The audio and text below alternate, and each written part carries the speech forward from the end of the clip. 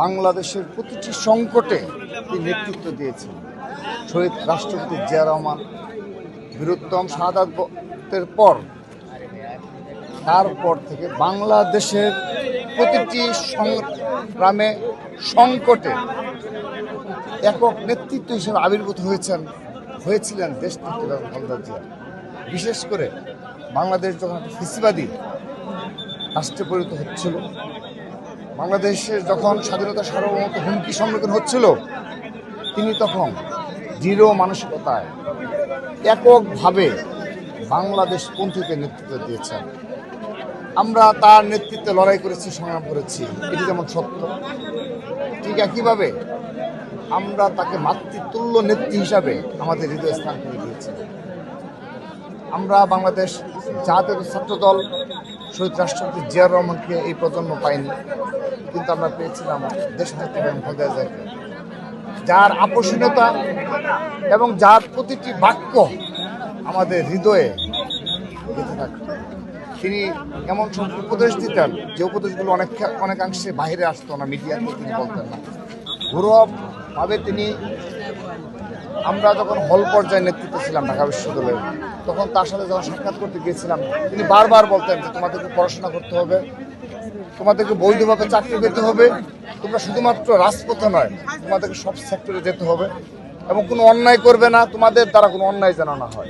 এবং তিনি স্মরণ করে দিতেন এই ছাত্রদল আমাদের হাতে গড়া, তোমাদের সেই ধারণ করতে হবে, সততা তোমাদের মাঝে থাকতে হবে। তিনি বারবার যে বাংলার যে সহজ সরল যে কথাগুলো, সেগুলো ধারণ করার জন্য আমাদের বারবার নির্দেশনা প্রদান করতেন। এবং তিনি কখনোই, আমরা জীবদ্দশা কখনো দেখিনি যে অন্যায়ের সাথে তিনি আপোষ করেছেন কিংবা তিনি অন্যায় কোনো নির্দেশনা আমাদের ছাত্রদলকে দিয়েছেন আজ অবধি মনে পড়ে না। এবং জুলাই আগস্ট গণ অভ্যুত্থানের সময় তিনি যখন অসুস্থ অবস্থায় ছিলেন, তখন তিনি জানতে চেয়েছেন যে দেশের কি পরিস্থিতি, বিশেষ করে ছাত্রদল কি করছে, তিনি বিভিন্ন মাধ্যমে জানার চেষ্টা করেছেন। আমরা কিন্তু তাকে শুধুমাত্র বিএনপি নেত্রী হিসাবে সর্বশেষ সময়গুলোতে পাইনি, তিনি সত্যিকার অর্থেই বাংলাদেশের নেতৃত্ব হিসেবে আবির্ভূত হয়েছিলেন। তো আজ তাকে আমরা হারিয়েছি। আমি ব্যক্তিগতভাবে একটি কথাই বলবো, তিনি যে সংকটগুলো মোকাবেলা করেছিলেন, বাংলাদেশে আর কখনো দিনের সংকট না আসে, আমি এটা মন থেকে চাই।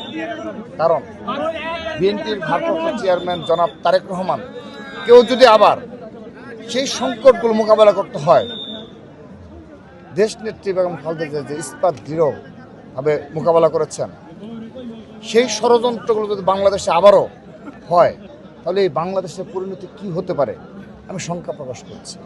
আমি বিশ্বাস করি, আমি মনে করি তার সেই লড়াই সংগ্রামকে সামনে রেখে বাংলাদেশপন্থী সবাই আমরা যেন এক কাতায় সামিল হই।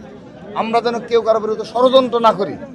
বিশেষ করে আমরা যেন কখনোই ফ্যাসিস্টদের বিরুদ্ধে তাদেরকে প্রশ্রয় না দেয় এবং বাংলাদেশের স্বাধীনতা সার্বভৌমত্ব বিনষ্ট হয় এবং বাংলাদেশের জনগণের অধিকার হরণ হয়, এমন কোনো কার্যকলাপ কোনো রাজনৈতিক দল যেন না করে, আমি সেই আহ্বান জানাই সকলের।